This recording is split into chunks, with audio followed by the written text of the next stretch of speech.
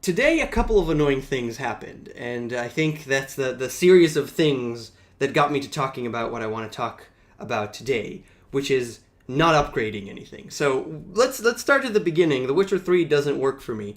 I tried playing it when it came out, and it didn't work, so I updated my drivers, and it still didn't work. And today, I gave it a couple of days, and I checked again, and other people have this problem other than me, which is a very good thing.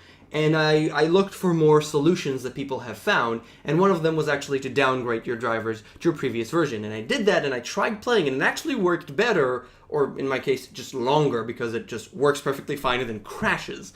So it worked, and then crashed again, so it didn't really help. And that's one of the annoying things, drivers specifically, because my machine is strong enough to run The Witcher.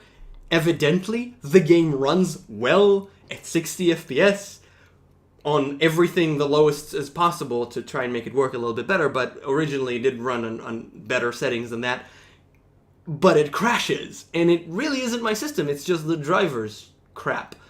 And there's nothing you could do about it. And drivers are so infuriating, it's such a horrible thing. And this is relatively common knowledge, but it's important to say it once again.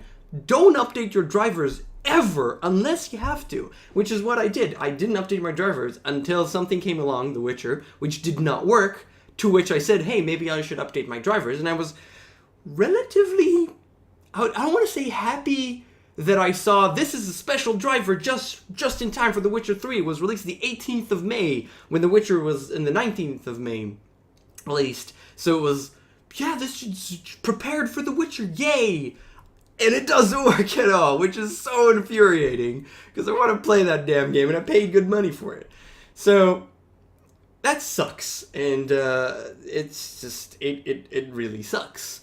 Luckily, I have my laptop, and my laptop, because I bought it, this computer is kind of old, this desktop is kind of old, because I bought it rather recently, it actually has GPUs that are a little bit better, and also 2 in SLI, so it should be better than my actual desktop. And I should definitely try. So I'm currently downloading it. And the thing is, I got to actually open my laptop, because I don't usually open my laptop. And the reason I got to open it was because my computer just stopped working, because it didn't have any power. Because it's really, really, really, really boiling hot outside today. And when it's boiling hot outside today, well, when it's really fucking hot, people just turn on their air conditioning. And when too many people do that, we literally run out of power. The power just stops, because that's how it works in this country. So the hottest days, you will get power outages, and it actually happened. And the first time it happened, I said it'll be fine. I turned on my computer again. It happened again. I said not turning on my computer again until much later in the day. And the usual time is 6, 7, 8. It's not actually the middle of the day where it's the hottest, 12, 1, or 2. It's actually when people get back home, 6, 7, 8. And then it dies. So I turned on my laptop at least. At least I get to work on my laptop a little bit. I didn't actually lose too much, because I saved and I was working at the time, coding. But it works. It's fine. I don't think I lost anything major.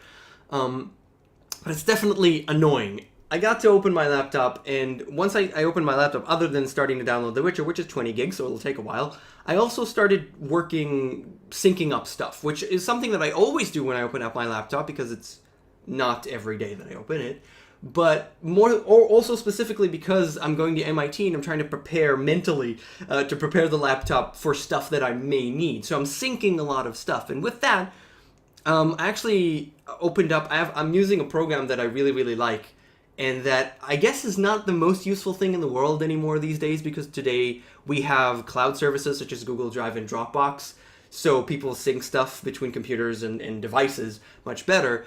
But if you don't want information or stuff on the cloud and you just want to sync between 2 folders, this is incredibly useful. And it's called SyncToy. It's one of Microsoft's tools. Microsoft actually has good tools.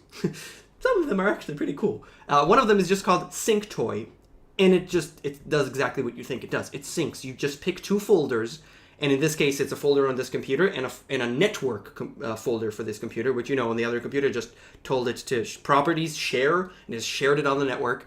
And then it just pick that, and it just left folder, right folder, and you choose one of the syncing options. Usually it'll just be synchronize, which basically just checks that they're exactly the same. And if any action is done here, it just replicates it on here. and it keeps record. It has a little file on both of them to keep check of what has changed. So you don't actually have to go over everything every time. And obviously the first time took a long time because I have a ton. I synced my music, for example. I have a ton of music here, so the first time took a long time that I did it a long time ago.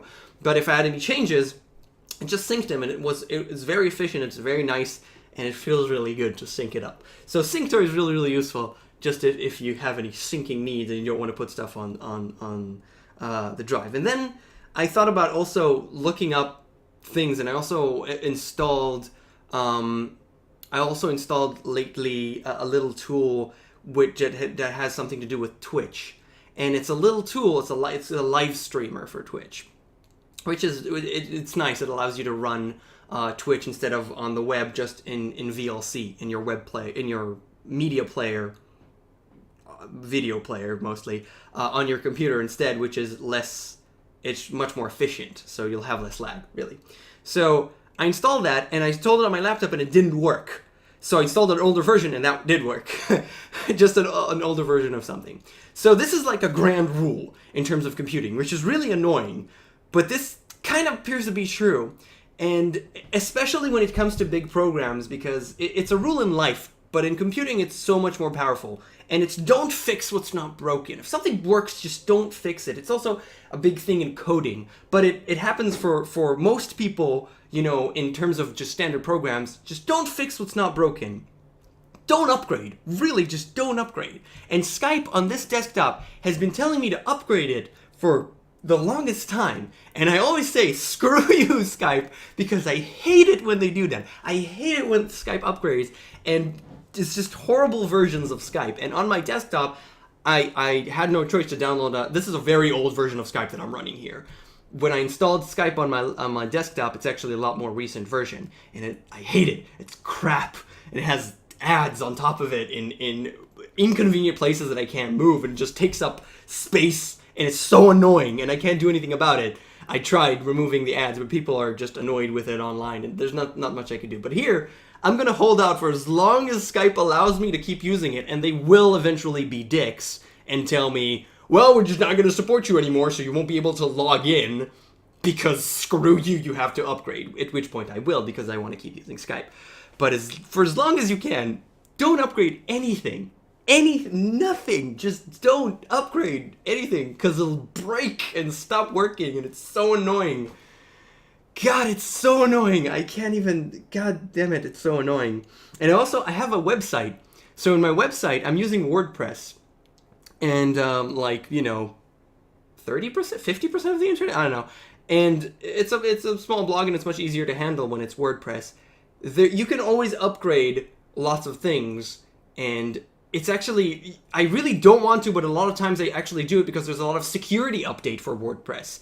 And security in your website is really important because someone can actually just freaking, ruin everything, which is unpleasant. Though I do back up a lot, but that's very unpleasant when that happens. So you want to at least update WordPress to have security, but sometimes it messes everything up and then you're just sad.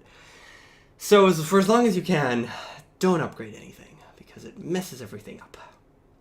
I did not have too much fun today. Hopefully you did. Well, thanks for watching, and I'll see you guys next time.